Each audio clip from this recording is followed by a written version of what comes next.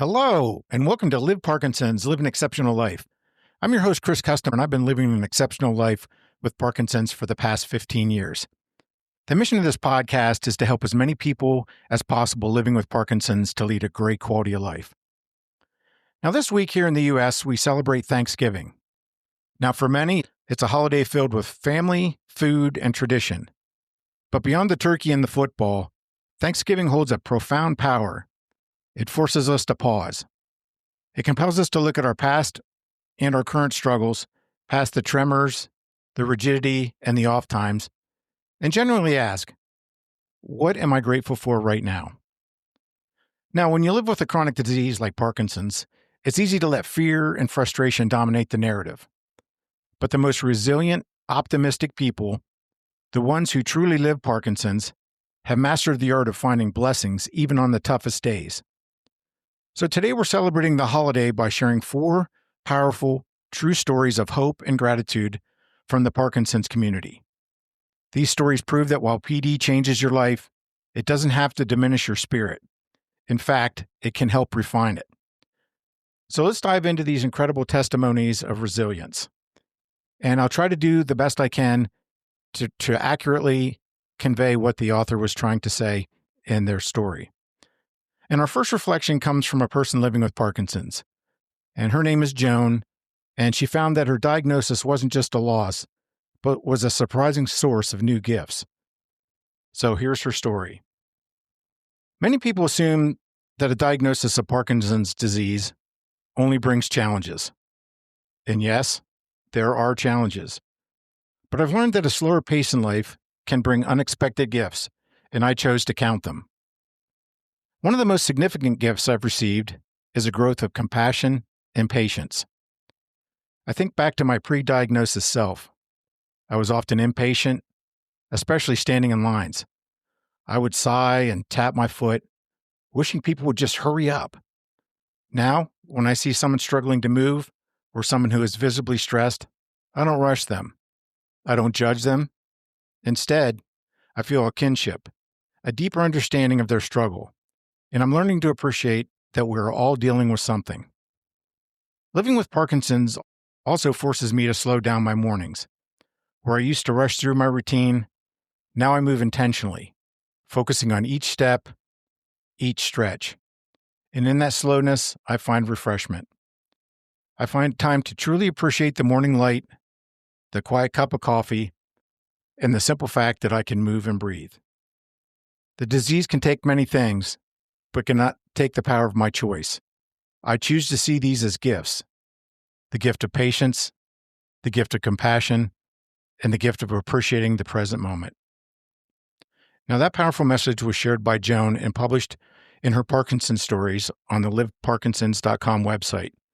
And Joan writes monthly poems and stories about her Parkinson's journey on Joan's page on the liveparkinsons.com website.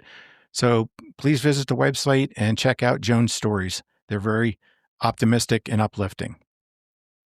Now, our next story is called Thankfully, It's Only Parkinson's.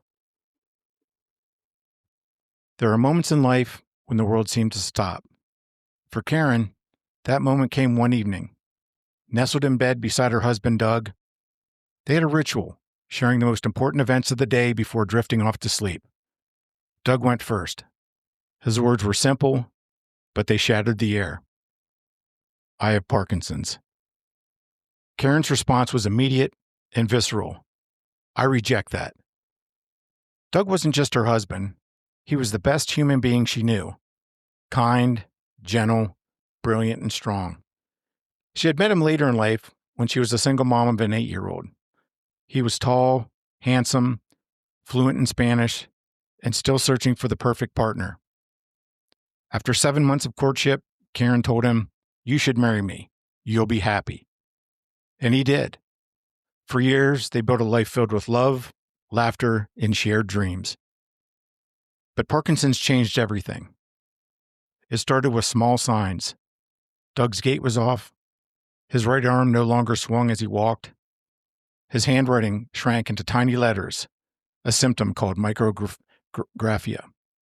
Doug, a physician himself, recognized the clues. The diagnosis was undeniable. For Karen, it felt unfair. Doug was young, fit, and full of life. Their plans for retirement suddenly seemed fragile. She wrestled with anger, envy, and dread. They would need to rethink their future. Home without stairs, legal documents prepared, dream condensed into shorter timelines. Yet, life has a way of teaching perspective. Doug's neurologist, a longtime colleague, passed away unexpectedly at age 63. Their neighbor Nancy faced ALS with serenity and courage, choosing her own path of control. Friends, colleagues, and even celebrities, Michael J. Fox, Linda Ronstadt, Neil Diamond, reminded them that Parkinson's was part of a larger human story. Slowly, Karen and Doug began to shift from despair to gratitude. Doug retired earlier than he wanted, but he found joy in new pursuits, Spanish lessons, pickleball, and time with her grandchild. Karen found strength in acceptance, in swinging arms together during walks, in listening to Doug's breathing at night and counting the blessings. And so Karen's reflection became a love letter, not just to Doug, but to life itself. She realized that tomorrow is never promised. And while Parkinson's is a heavy burden, it's not the end of joy, love, or purpose. Her words echo with resilience. Doug will never wake up and be Parkinson's free, but he does wake up, and I wake up with him. Sometimes I just listen to him breathe and count my blessings. We are fortunate indeed. Now, this story isn't about denial of hardship. It's about choosing gratitude in the face of it.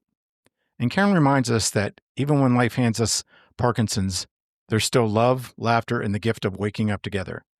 So on this Thanksgiving, may we all carry that lesson, to hold close to the people we love, to find joy in the small moments, and to be thankful, even when life is imperfect, that we still have today. Now, this poignant reflection, titled Thankfully It's Only Parkinson's, A Caregiver's Perspective, was written by Karen Lefton and published by the Neuro Challenge Foundation. Now, our next story is called The Power of Persistence, Frank's Journey. Frank was only 39 when the first whispers of Parkinson's appeared. His hand trembled slightly, his steps felt uncertain, but he brushed it off. Too young, too busy, too unwilling to believe. For years, the signs grew louder, until the truth could no longer be ignored. In 2007, the diagnosis came: Parkinson's disease. At first, fear and anxiety wrapped around him like chains. Everyday tasks felt like looming threats. He worried about losing control, about being defined by his illness. Nights were restless, filled with questions that had no easy answers. But persistence has a way of reshaping despair. Frank sought out a movement disorder specialist, someone who just didn't treat symptoms, but offered a path forward. Through guidance, he discovered that Parkinson's was not the end of his story. It was the beginning of a new chapter. He began to move again. Exercise became his ally, diet his foundation, and stress management his shield. Slowly, the chains loosened. Fear gave way to determination, and anxiety was replaced by a mindset of possibility. Even setbacks, like a frightening trip to the ER, did not break him. Instead, they fueled his resolve. He pursued deep brain stimulation, a treatment that restored much of his independence, and with persistence, he reclaimed his life. Frank's transformation wasn't just physical, it was creative. He poured his journey into poems, lyric, and music. His words carried the rhythm of resilience, his songs echoed with hope, and he even released an audiobook, sharing not just his struggles, but his triumphs. Today, Frank's story is not about Parkinson's, it's about persistence. It's about the courage to face fear, the strength to change mindset, and the power to turn advocacy into art. His journey reminds us that Parkinson's may shape the path, but persistence defines the destination. Now, this inspiring journey, The Power of Parkinson's, Frank's story, was published by the American Parkinson's Disease Association. Now, our final story is titled Gratefulness Embraces Parkinson's. There's a moment in life when everything changes. For Tim Roberts, that moment came at an age 50, when he heard the words, "You have Parkinson's disease."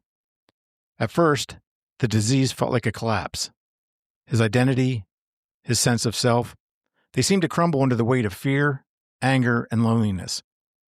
Thanksgiving, joy, and even simple gratitude felt out of reach. But then, something shifted. Tim discovered that gratefulness wasn't just a thought. It was a practice, a way of living. He began to notice the wholeness of life, not in grand achievements, but in the small, fleeting moments. One evening, he stood before a rose. At first, it was just a flower. But as he gazed at it, something extraordinary happened. He felt as though the universe itself was looking through his eyes at the rose, and the rose was looking back at him. In that instant, he realized, gratefulness is not about denying hardship. It's about opening our hearts to the beauty that still exists, even in the midst of struggle. Tim describes it as the softening of his heart, a physical release that allowed joy, awe, and connection to flow in. He began to see that every moment, even the difficult ones, was part of a large river of love and creativity. Living with Parkinson's didn't become easier overnight, but through gratefulness, Tim found clarity, ease, and a deep sense of belonging. He discovered that gratefulness is not just a response to life. It's a way of embracing life, exactly as it is. And so, this Thanksgiving, Tim's story reminds us of something profound. Gratefulness is not reserved for perfect moments. It's found in the imperfect, the fragile, the fleeting. It's found in the way a rose blooms, in the laughter of family, and in the courage to keep going. Gratefulness embraces Parkinson's, and in doing so, it embraces all of us. And this profound piece, titled Gratefulness Embraces Parkinson's, was written by Tim Roberts and was published on grateful.org.